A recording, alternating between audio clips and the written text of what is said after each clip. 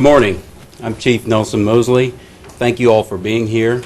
And I'm here today to address the events from the Saturday traffic stop that resulted in an officer using deadly force. First, this unfortunate incident affects our entire community. During the traffic stop, a Wichita Police Department officer was seriously injured. Our thoughts and prayers go out to the officer and family. We are thankful the officer was not critically injured. The officer has been released from the hospital. The officer, who has been with the department for more than 6 years, is on administrative leave as per our policy. We also want to express our condolences to the family of the deceased. No police officer or no police-involved shooting is routine, and our investigation is ongoing. We are committed to a thorough investigation.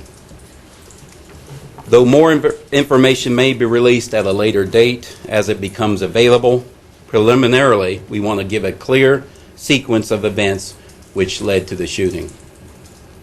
At 10:10 p.m., an officer conducted a traffic stop on a silver-colored Toyota Prius in the 6100 block of West Kellogg Drive.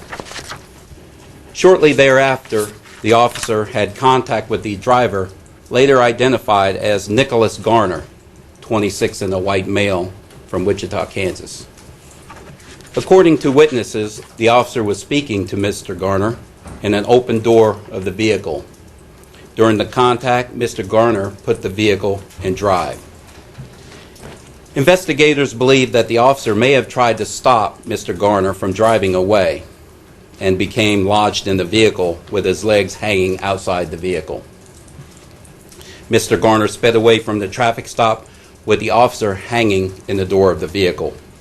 We are still obtaining and reviewing surveillance video, but it is believed the first time around the pumps, Mr. Garner struck the patrol vehicle, then backed up, striking the barrier at the fuel pumps. Mr. Garner made at least 2 more laps around the parking lot at a high rate of speed, with the officer still hanging from his vehicle.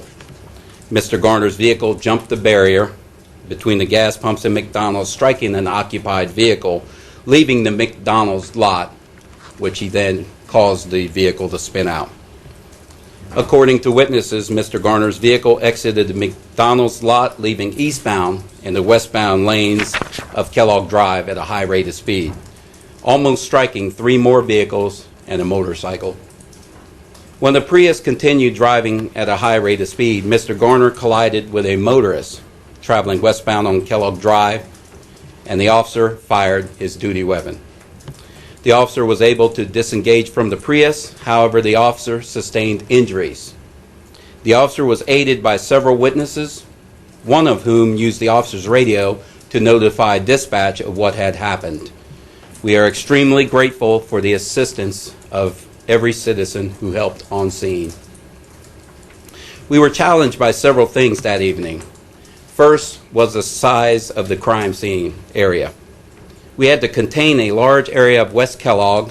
Second was the severe weather that moved in. We are continuing to ask for the public's assistance. We are seeking any video, eyewitness accounts, or other pertinent information.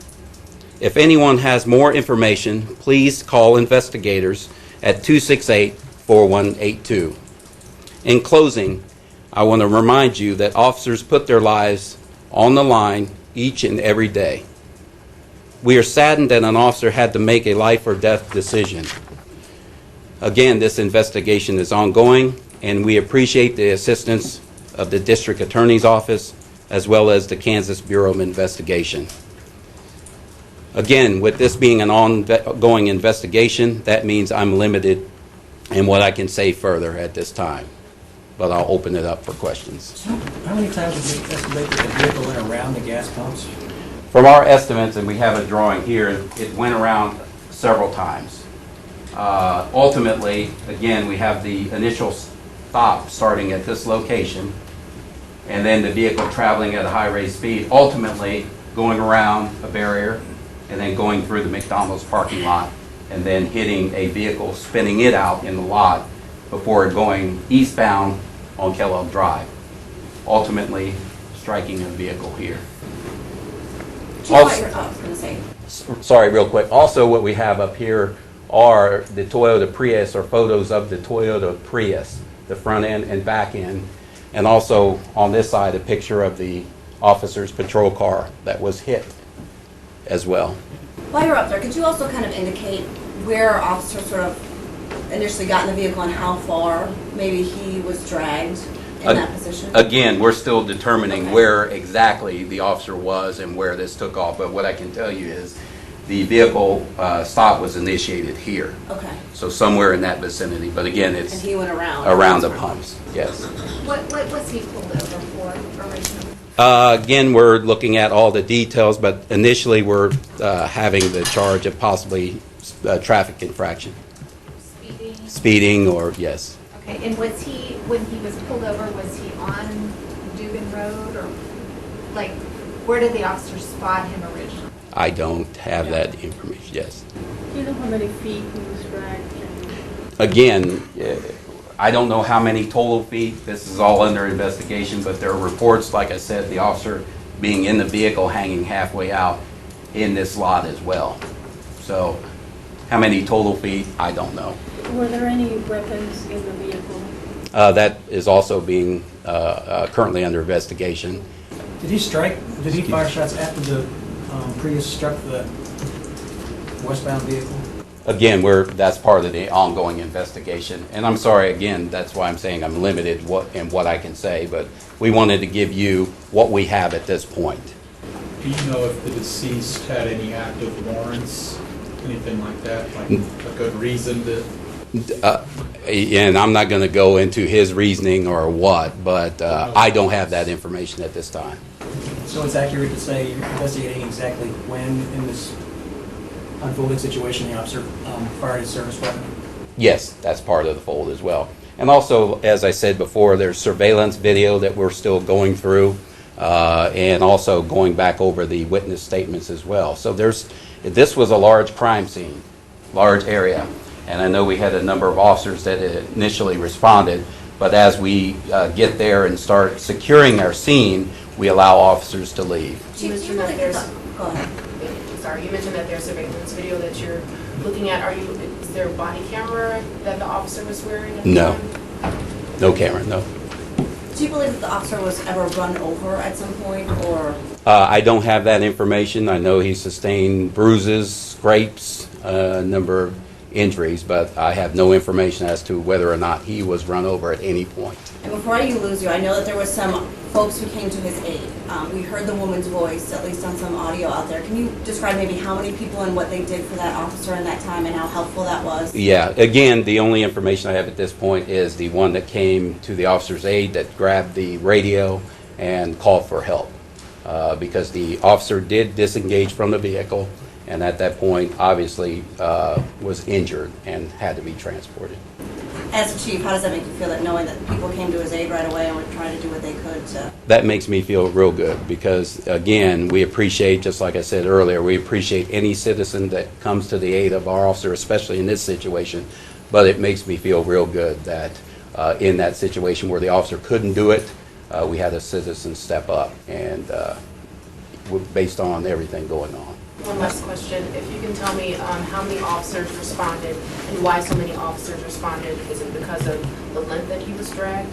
No. When we have an officer involved call that comes out, our officers, if they're not busy or and the officer determines as well if they're in the vicinity, but they respond to that situation until we know what we have. Once we have or get the officers out there, supervisors arrive, then we can determine how many officers are further needed. And you have to realize when that goes out through dispatch, it's not just to Wichita Police Department members. We also had members of other organizations as well, Sedgwick County, Goddard, others that respond as well. So all those police cars may have not been or were not Wichita Police cars. So until we get out there and can further determine what we need, and again, that was a large crime scene, then we can start releasing officers to go back and go to other calls. How old is the officer? Thank you, Chief. He's been on the department 6 years. 6 years. And do we know the extent of his injuries? I mean, is there a way to describe kind of what, sorry. We're not going to get into that right now. We're going to take care of the officer, his well-being, so we're going to leave it But at he is that. out and at home. He is out of the hospital at this time. What Yes, time did that incident occur? I see 22. shortly after 10 o'clock. So, okay.